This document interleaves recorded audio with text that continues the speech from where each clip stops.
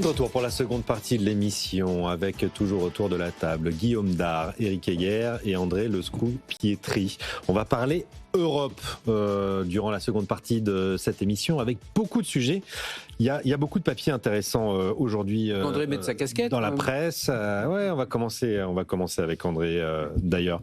Je voudrais qu'on commence par cette tribune de Jean-Pierre Landau, qui est aujourd'hui professeur associé à Sciences Po. Jean-Pierre Landau, c'est un sous-gouverneur honoraire de la Banque de France, qui publie une tribune qui tire un peu la sonnette d'alarme. 25% d'écart de revenus avec les États-Unis depuis l'an 2000.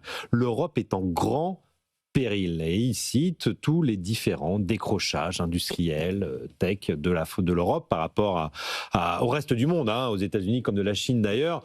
Un peu la thèse de Et en PIB par habitant, Mario c'est quasiment Draghi. 1 à 2. C'est 1 à 2. Hein.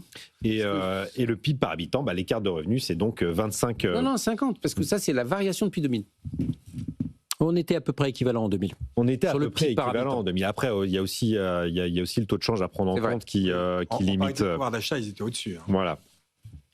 Je voudrais savoir ce qui explique d'abord ce recul, André. Est-ce que l'Europe est en péril d'abord, comme le dit Jean-Pierre Landau, ou est-ce que simplement l'Europe n'a pas l'ambition de ses moyens, comme l'écrit Dominique Seux dans Les Échos également, éditorialiste, pour dire on a ce qu'il faut en réalité. Je veux dire, notre PIB européen, il est quand même pas si éloigné que ça du PIB américain. Ce qui manque, c'est l'ambition.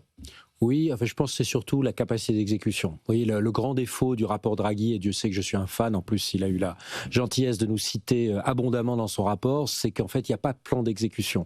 Je vous inviterai un jour dans mon bureau, vous verrez, j'ai 50 tribunes de gens qui disent on a tout ce qu'il faut faire, il faut faire. Donc en fait, l'Europe est le royaume de la parole performatrice, mais comme l'est la chancellerie ou le palais de l'Élysée ou Downing Street, c'est-à-dire que les Européens... La parole est performatrice, ça veut dire que ça délivre derrière. Non, on pense qu'en nommant les choses, et j'ai envie de dire, alors j'ai beaucoup de respect pour Jean-Pierre Landau, mais ce sujet du décrochage, c'est effectivement, il est dans le rapport Draghi aussi, oui. Nous on le dit depuis maintenant 3 ans, oui. Il est même beaucoup plus accentué par rapport à la Suisse, parce qu'on a toujours tendance à dire oui, mais c'est les Américains, il y a des inégalités, il y a une société qui n'est pas la nôtre, on ne paye pas les frais de santé, donc on ne peut pas vraiment comparer. La Suisse, c'est 50% le décrochage. Et en fait, l'Europe par rapport à la Suisse. L'Union européenne par rapport à la Suisse, par rapport à 2000. Et j'ai envie de dire, les Suisses sont quand même beaucoup plus proches de nous dans plein de choses.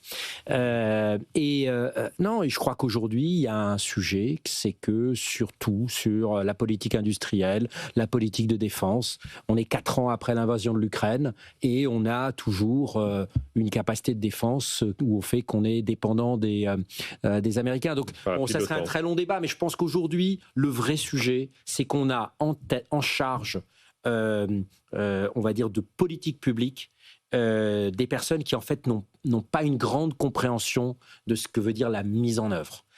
Qui en fait sont soit déconnectés à cause du système technocratique de la mise en œuvre effective sur le terrain. Là, par exemple, le très bon exemple, c'est les 750 milliards d'euros qu'on avait quand même levés ensemble, qu'on avait réussi à convaincre les Allemands de faire des dettes communes durant en mai 2020. Covid, Je rappelle que 49%, 5 ans après, n'ont été mis en œuvre, presque 6 ans après. Je veux dire, un dirigeant qui, pour un plan existentiel, ne met en œuvre que 50% au bout de 6 ans, il est viré depuis longtemps. Donc il y a aussi un problème de checks. Il est important ce chiffre, 50% des projets... Du financement qui avait été levé à l'époque a été mis en œuvre. C'est-à-dire on n'est pas capable de transformer les budgets. Deuxième chose, on reste persuadé que dès qu'il y a un problème, il faut y apporter des milliards. Oui. Donc, c'est typiquement les 5% de la défense européenne. Oui, mais en fait, aujourd'hui, en étant obsédé par les 5%, on se sent obligé d'investir dans les capacités d'aujourd'hui. Et les Ukrainiens ou les Israéliens vous diraient, mais en fait, les capacités dans lesquelles, par exemple, les Allemands investissent, les tanks, etc., sont en grande partie inutilisables, voire non impactants sur les terrains de bataille du 21e siècle. On n'investit pas là où il faut. On n'investit pas là où il faut. C'est-à-dire qu'en fait, on a des mesures, des indicateurs de succès qui sont tout à fait erronés. Le problème, c'est qu'il faut rentrer beaucoup plus dans le détail. Donc, il faudrait... Moi j'en appelle. Je pense qu'il faut qu'il y ait une espèce de big bang sur une chose en Europe. C'est qu'il faut casser ce silo qu'il y a entre le régalien d'un côté et le monde, on va dire, réel, de l'économie, de la société civile. C'est là où les Américains sont très forts. Trop de théorie, pas assez de pratique. Oui, et surtout qu'en fait, comme on est siloté, en fait, il n'y a pas cette capacité d'exécution. Je rappelle qu'un directeur général de la Commission européenne aujourd'hui a au moins, j'ai fait le calcul avec mes équipes, sur les 30 directeurs généraux, il y en a un peu plus que de commissaires, il n'y en a aucun qui a moins de 25 ans d'ancienneté. Dans un monde qui évolue très vite, vous avez besoin en fait, de faire changer les gens. Il faut que les préfets rentrent. Nous, aujourd'hui, notre pantouflage, il va que dans un sens. Nos hauts fonctionnaires deviennent un patron de grands groupes. Mais il faudrait faire dans l'autre sens. Et aujourd'hui, mais la classe politique, regardez son niveau, n'attire plus les meilleurs. Bon.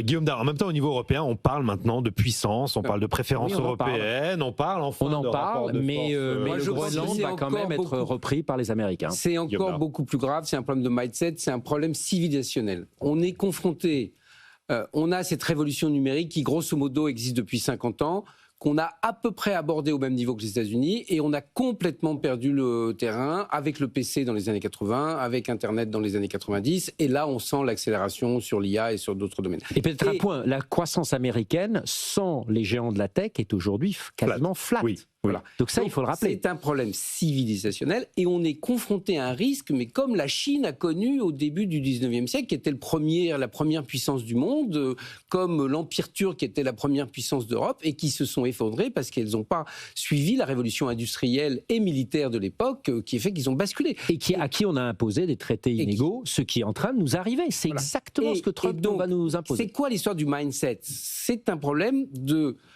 cette volonté d'ailleurs plutôt bienveillante de l'Europe, où on dit il faut réglementer, il faut protéger, et on est dans un monde extrêmement difficile où aller vite. Donc je suis très content qu'André ait trouvé quelques solutions. Moi je suis beaucoup plus inquiet parce que c'est le mindset. Alors l'Europe, personne n'est inconscient, tout le monde s'en rend compte. Le traité de Lisbonne en 2005, c'était justement on va la stratégie de Lisbonne, c'était de faire de l'Europe en 2020 la première économie de la connaissance au monde. Visiblement, par rapport à tous les sujets de réglementation et de protection globale, à la fois du consommateur, du citoyen, pas face aux risques de l'IA, au risque... Enfin, d'ailleurs, je ne sais pas si c'est Landau ou pas qui le met dans son papier. Il dit le RGPD, ça a été absolument dramatique sur... ou je ne sais pas si c'est dans ce papier ou dans un autre que j'ai lu hier.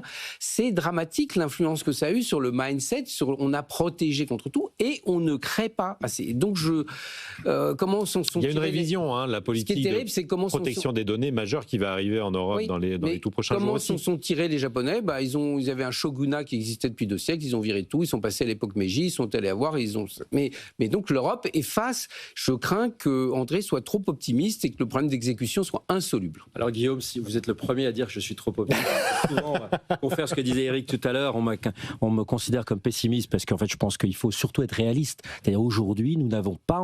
Oui, on commence un petit peu à le comprendre, mais vous avez encore plein de gens qui vous disent oui, on n'a pas les startups. Vous l'entendez partout ça, à commencer par le ministre que j'aime beaucoup personnellement de la recherche, qui dit oui, on n'a pas de startup et de scale-up, mais on a les meilleurs chercheurs du monde. Faux. On a des super chercheurs, mais quand vous regardez le classement des papiers scientifiques les plus cités, ceux qui ont une influence sur leur secteur, la France, l'Allemagne, l'Angleterre chutent de place en place depuis maintenant 15 ans. Donc même ça n'est plus le cas. Eric. Donc il faut absolument qu'on soit... on est un peu dans un concours de Cassandre quand même. Moi je voudrais qu'on parle des textes qui arrivent, parce qu'on a une dizaine d'omnibus qui viennent. On a une révision du RGPD, de la politique de protection des données personnelles pour être davantage... chaque année on donne un prix avec BFM Business à un livre. On a fait sur l'agriculture il y a 4 ans avec Emmanuel Le Chypre. Il y avait... c'était nourrir les Français, etc. On comprend qu'il y a une surréglementation qui fait que ça ne passe pas. C'est la même chose partout. Oui, mais ça, c'est les Français qui font du gold plating et qui font de la double régulation. Là, vraiment, je voudrais parler de la Commission européenne. On attend beaucoup de choses. Avec, encore une fois, un changement de logiciel. Peut-être que le problème de l'Europe, après, on pourra le relativiser, ce problème de l'Europe. Si j'ai 3 minutes pour donner des raisons plutôt positives dans le constat. Mais le problème, pour moi, est de départ. C'est-à-dire que, vous voyez, alors on va dire plutôt de la zone euro, quand vous créez une monnaie unique, il faut qu'il y ait un État en face. Là, on a fait quelque chose de terrible, c'est qu'on a créé une monnaie sans État, trésor. Et on a maintenant 20 États sans monnaie. Ça ne peut pas marcher, d'accord ?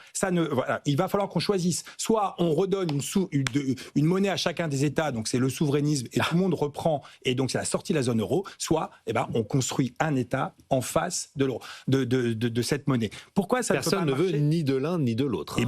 C'est pour ça que ça n'avance pas. Donc parce c'est optimiste, ça ? Aujourd'hui, mais pourquoi ça n'avance pas ? Au cours de Cassandre.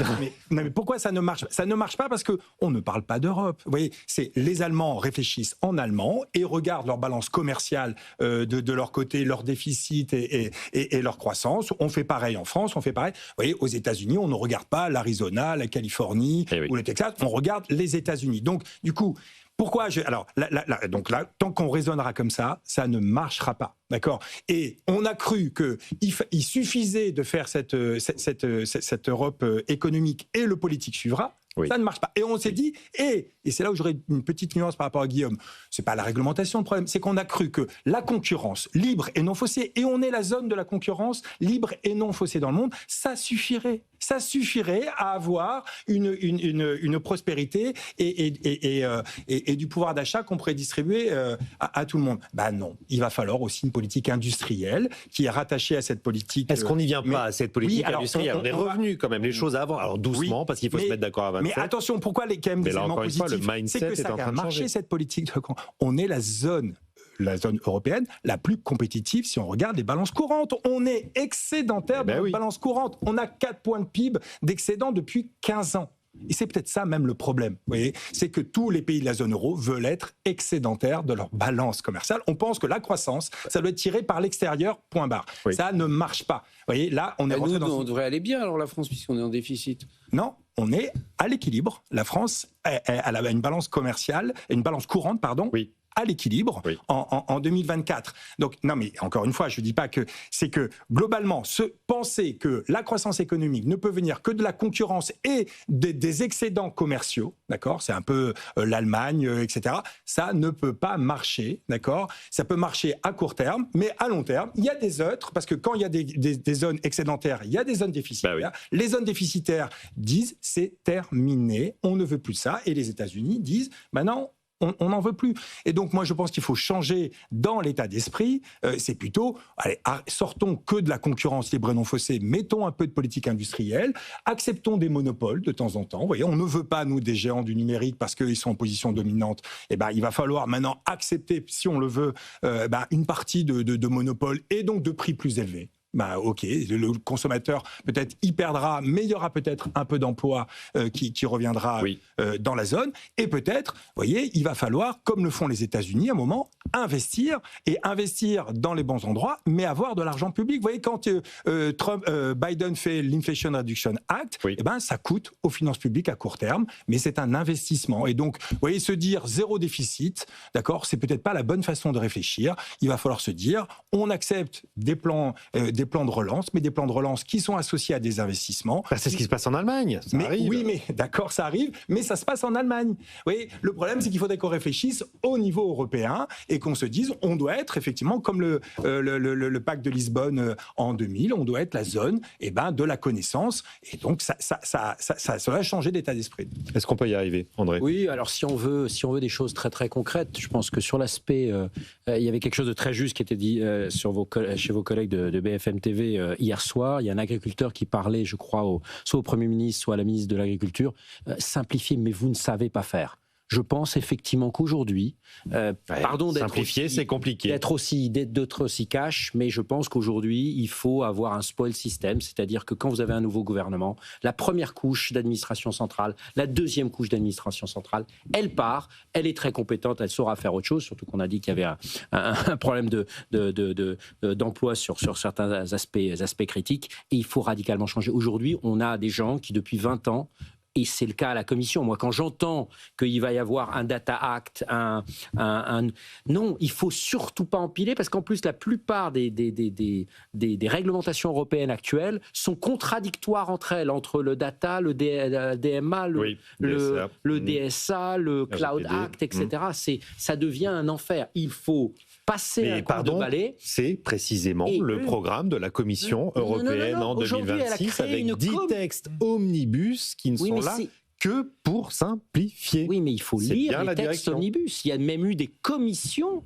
pour réfléchir. Enfin, on se rend compte du côté complètement ridicule, quoi. C'est-à-dire, on crée des commissions pour simplifier. Je veux dire, la simplification, elle est simple. Et là-dessus, je sais que ça va pas mal. Ça s'appelle le nœud gordien, c'est Alexandre, c'est on coupe, on n'essaie pas de dénouer. Pas. Et oui, je sais qu'il y a eu beaucoup de débats sur le Doge au début.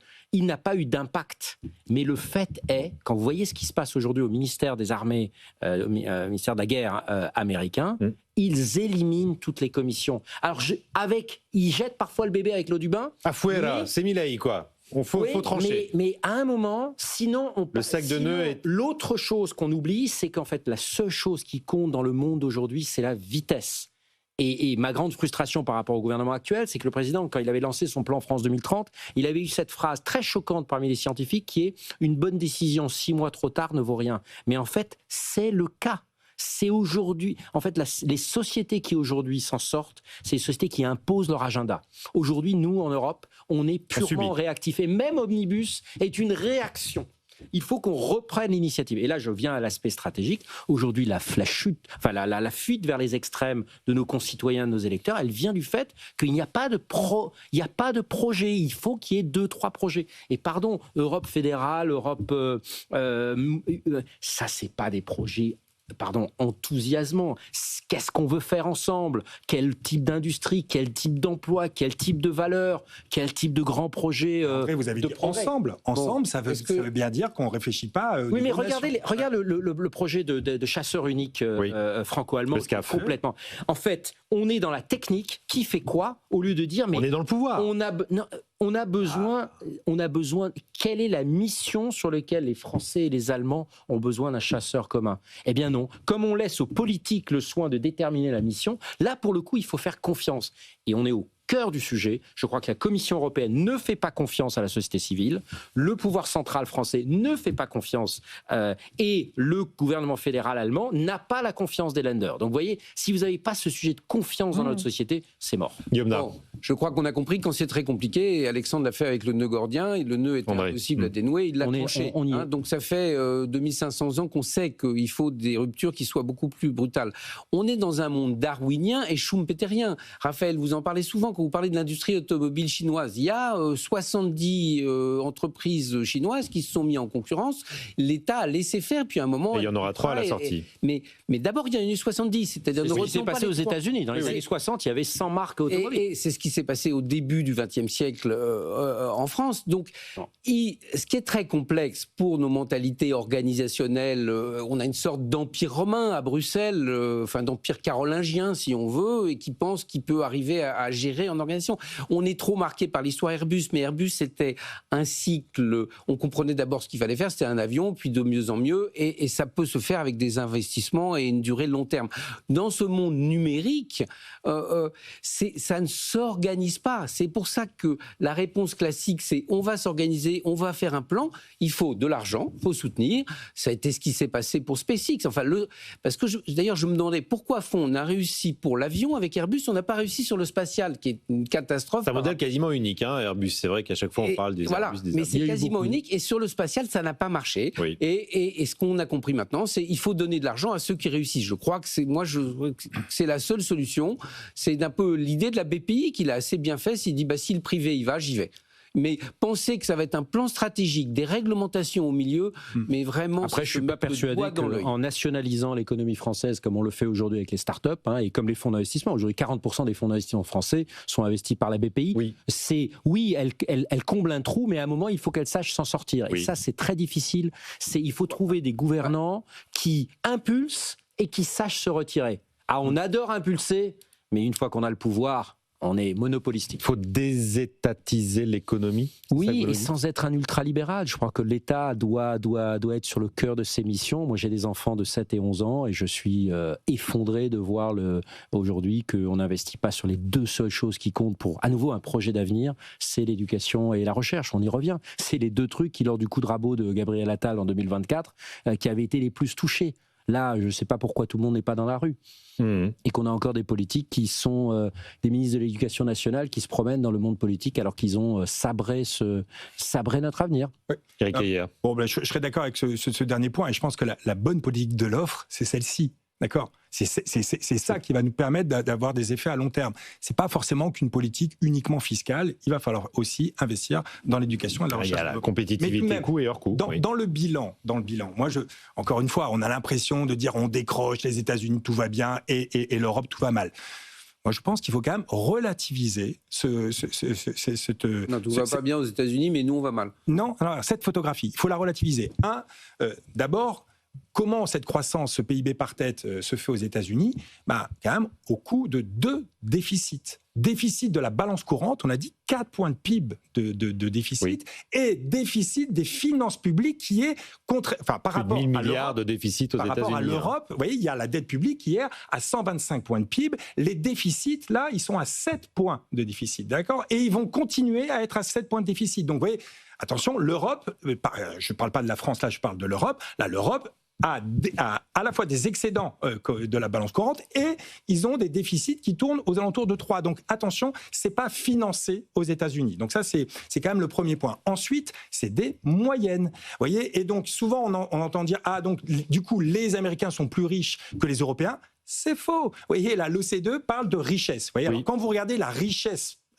N'importe qui a voyagé aux États-Unis se rend compte que le niveau de vie est absolument. Alors quand vous regardez quand vous regardez les statistiques de richesse, donc ils prennent aussi les actifs des ménages, les revenus et les actifs. Effectivement, en moyenne, c'est 2 fois plus élevé aux États-Unis qu'en Europe et qu'en France. Ils sont dans les top 25, numéro 2. Il y a la Suisse numéro 1 et les États-Unis numéro 2. Quand vous regardez la richesse médiane, pas moyenne, médiane. 50% au-dessus, 50% au-dessous. OK, et là, il passe du numéro 2 à numéro 15. Et la France, numéro 10. C'est-à-dire qu'en médiane, on est plus riche, quand on fait en parité de pouvoir d'achat, qu'aux États-Unis. Tous les pays européens sont quasiment devant les États-Unis, y compris l'Italie, l'Espagne. Il n'y a que l'Allemagne qui est derrière, d'accord ? Mais donc, globalement, vous voyez, il y a des inégalités qui sont bien plus importantes aux États-Unis. Et peut-être que la bombe de demain, d'accord ? Donc, moi, je suis d'accord avec tout ce qui a été dit, mais peut-être qu'attention, si vous ne faites pas attention aux inégalités, c'est une bombe qui explose